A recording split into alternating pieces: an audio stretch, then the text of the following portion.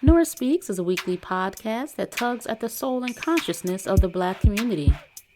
With show topics such as youth empowerment, education, women's impact, and civic engagement, Nora Speaks challenges the listener to not only join the movement, but be the movement.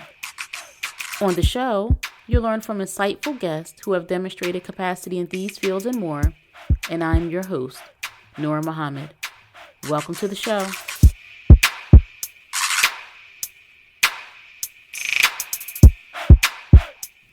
Welcome to episode 241 of the Nora Speaks podcast. And I'm your host, Nora Muhammad. And I'm excited to be with you and wrapping up this short series of conversations about unity, faith, and leadership. And this third installment of this series is about leadership. And let's remind each other of the original question. That is, what is possible without unity, faith, and leadership?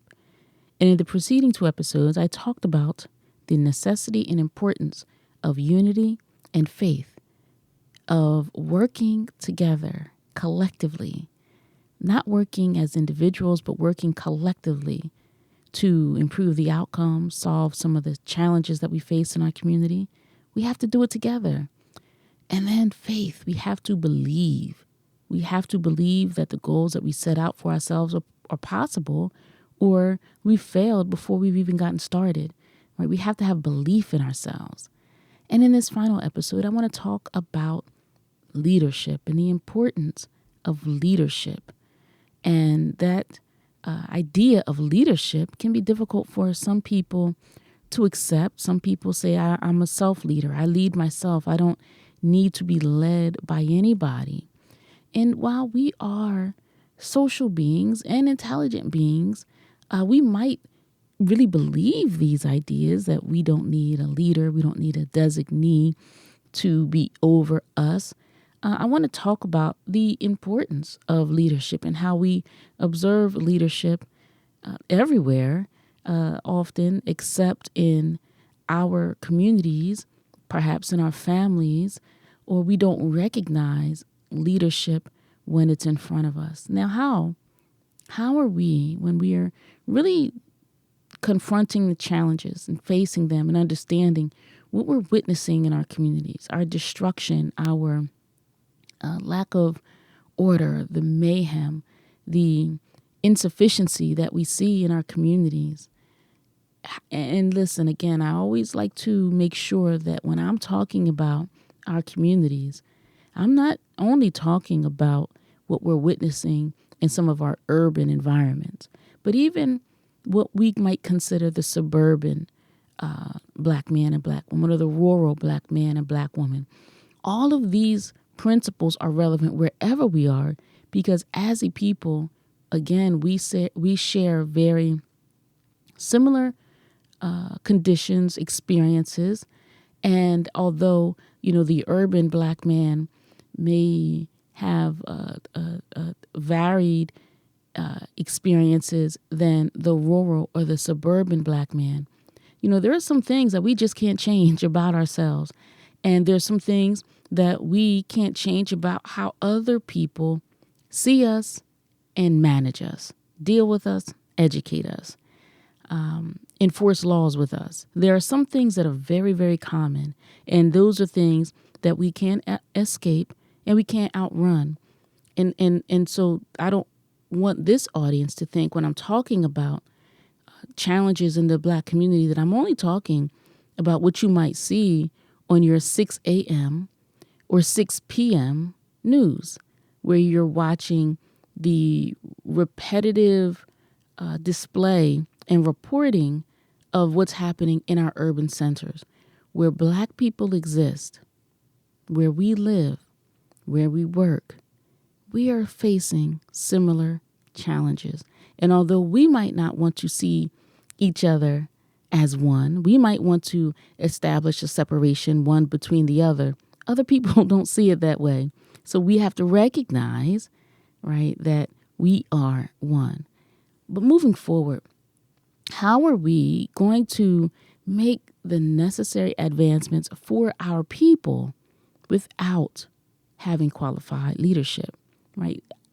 Listening to, our people talking, it seems like we've moved into a stage where we are rejecting the idea of leadership, despite leadership really being a natural a natural element, of life. Leadership is a natural element of life. And now for us, we do have to be very wise and prudent in choosing our leaders. We have to understand that leaders are not qualified by words, but by their works. But we can discuss what qualifies a leader or our selection in another episode. This episode is about us understanding and accepting the necessity and the natural order of having leadership, right? So let's observe leadership or recognize it in our natural life. The planets. The planets have leader. That's the sun. All of the planets are orbiting the sun. The sun is controlling the planets. The sun is providing light to all of the planets, even the furthest planet from it, which is Pluto, right? So the planets, although they are rotating on their own axis at their own rate of speed, they are all still orbiting the sun. And by the way, all the planets are rotating at the same rate of speed, which is very interesting. It doesn't matter how close the planet is to the sun or how far the planet is to the sun. Each are rotating at the same rate of speed, although their orbit is at a different speed. Their orbit, meaning their circulation around the sun, that is happening in their own individual time. But the rotation in which the planets turn, that is all the same amongst all the planets. Look at the planets having unity. We see that ants and bees have leadership in their colonies, right? The queen, they have leadership. We see leadership in wildlife, right? We look at the big cat families. We know that there is the king of the jungle, the lion, right?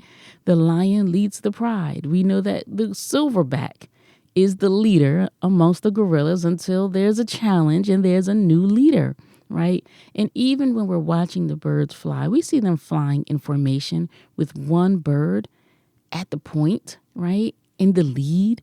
And if a hunter is aiming his rifle and shoots that bird that's in the lead and that bird falls out of the sky, another bird jumps right into its place in formation, right? And listen, they don't have elections, they don't argue, they don't bicker, but they understand that there needs to be one that's at the lead.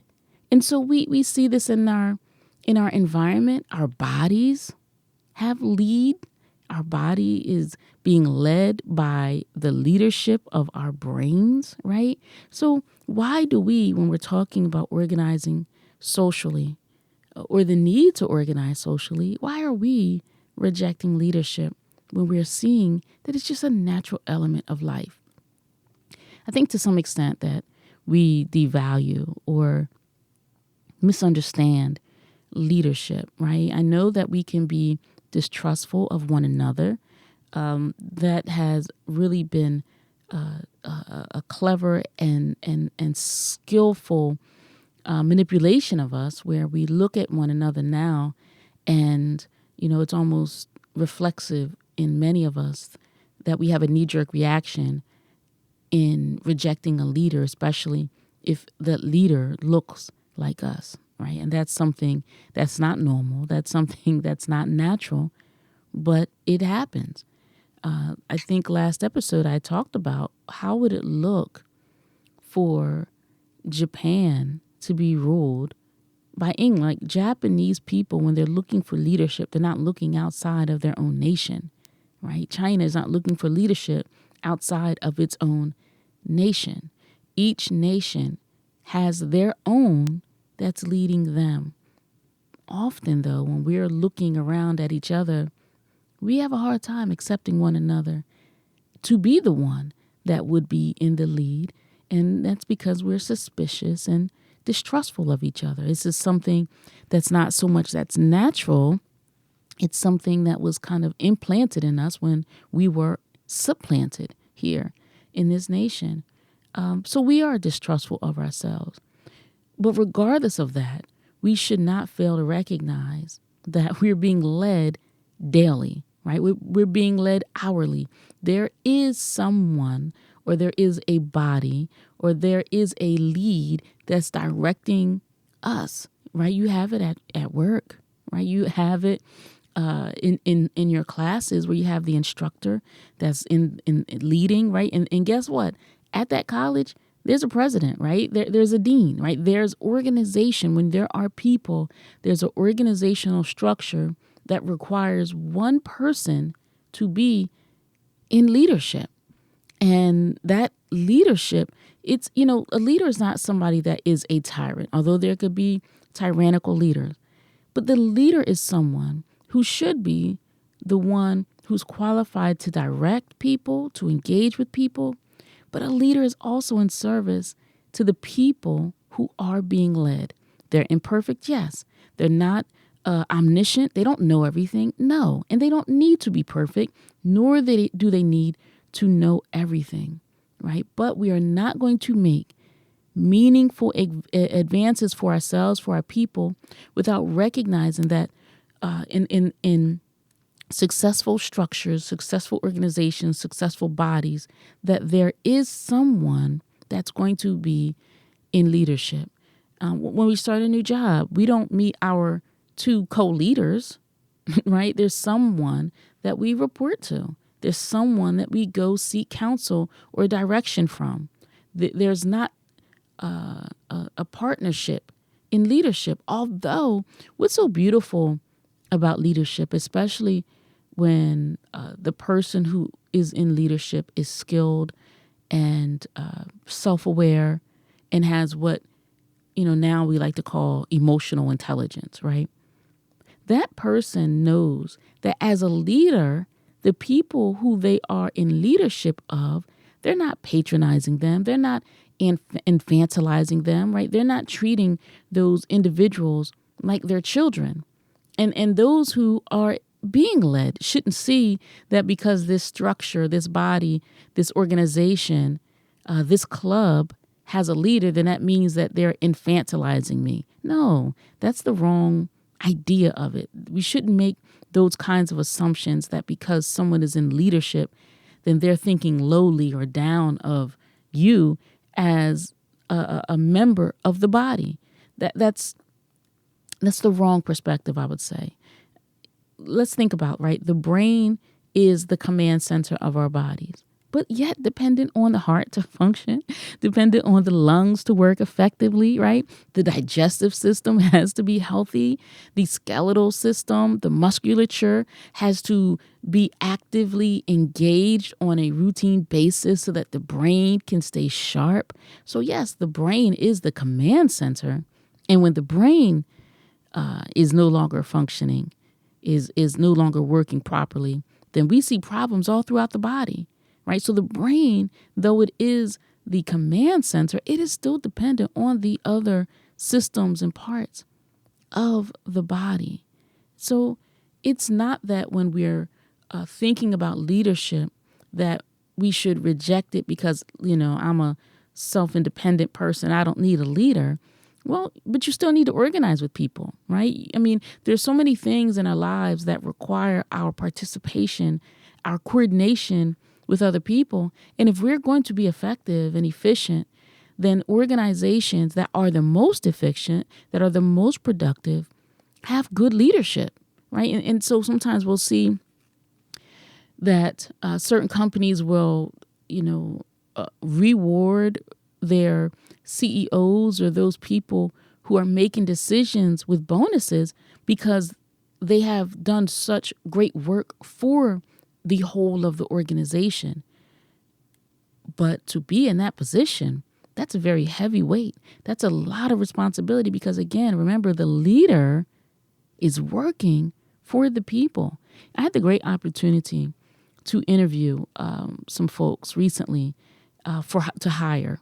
And as I was talking with these wonderful candidates, I was sharing with them my perspective on things, and that I don't call those folks who work with me or work under my leadership, I don't really call them staff. Not that I necessarily have a problem with calling them staff, but I refer to those people that I'm responsible for. I use the word team because I like the word team, and I like to work with a team spirit in mind. Although in this aspect, I am the leader, I'm the manager, but we're a team.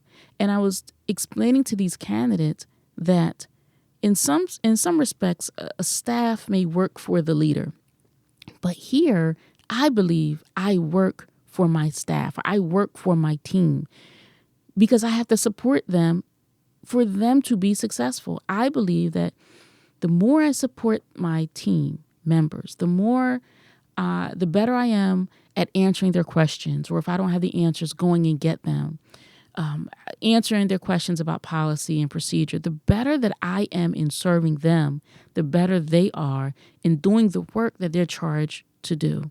And that's just how I see leadership. But I believe in servant leadership, in service as a leader. Now, certainly, guidelines have to be established.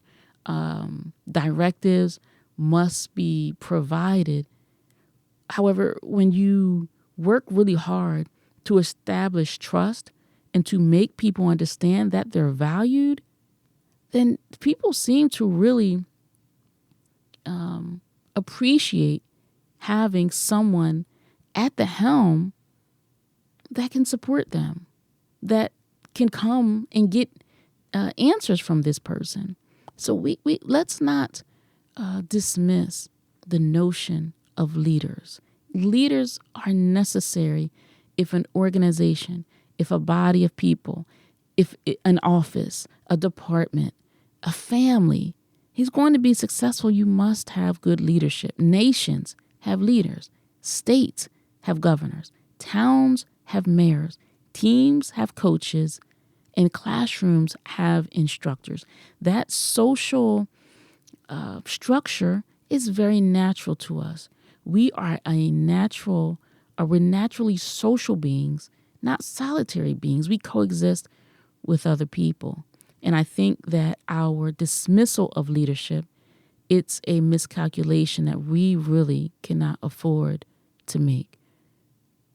Not with the strides that we must make to improve what we're witnessing with our young people, with our communities. Look at the health of our people. Look at the economic health of our people, and neither are in as good a shape as they should be. And again, what qualifies a leader? We'll talk about that in a future episode. But we cannot all be independent, self-contained people in our own silos. We have to organize. And for any group or body to be effective, then there's someone that's elected or hired or appointed or promoted to lead. That's natural. So do that observation just in natural life and then decide why. Why would it be that we would look around at each other and say, but I don't need a leader? We all need leadership. For some people, they could say that leader is, a religious figure. That leader could be their minister. That leader could be the person that's the matriarch or patriarch of their family. But it's just natural. And I think that we should soften our hearts a bit to the idea of leadership. And we should also soften our hearts to those who are in leadership. Yes, holding them accountable. But I'll tell you, if you are in leadership and the people that you are responsible for, that you are in service of, aren't doing their part to support you, it can be very, very, very difficult. So not only do we need to build trust as leaders in people that we're serving, leaders should also trust the people that they're commissioned to lead, right? And it should be that kind of partnership, symbiotic relationship. Not always perfect, no, but we should understand the importance and value that we have to each other. I hope that this episode and this series of Unity, Faith, and Leadership has been helpful for you. I'd like to hear your comments, what you think about this. I know many of us have, I've heard people say this, that they've evolved to the point where they don't need any leadership. I'm not really sure what that means. And if you're someone who thinks like that, I would love to hear why you say that, why you think the way that you do, and in what application have you found that that's effective. But I've always seen that people are most effective in body, in groups and organizations, are most effective and most productive and successful when they're organized, when they believe in each other, they believe in their goals, and when they have effective leadership. Thank you for listening to this episode of the Nora Speaks podcast. Until next time, stay in peace. We were brought here as a piece of property, and to keep that piece of property, it is to not allow the property to know the value of the property. What I mean by that, if you had known the history of yourself, you would not have been made a slave. And you won't be a slave now if you have a knowledge of yourself. It's hard to enslave a person that have equal knowledge with you. You just can't do it. And so this knowledge of yourself is the thing that will free you from what you have been suffering from. Thank you for listening to another episode of the Nora Speaks podcast. Be on the lookout for a new episode coming at you fresh next week. And as always, if you want to learn more about me and the work that I do, visit my website, norahmuhammad.com. Or if you have a listener question, email me at info@noraspeaks.com. You can also follow the Nora Speaks podcast on Facebook, Instagram, and Twitter at Nora Speaks Podcast. I'll be sure to include links in the show notes. If this show has value to you, please subscribe, rate, and review, and share it with family and friends. And be sure to check out previous episodes. And remember, don't just join the movement, be the movement. Stay in peace.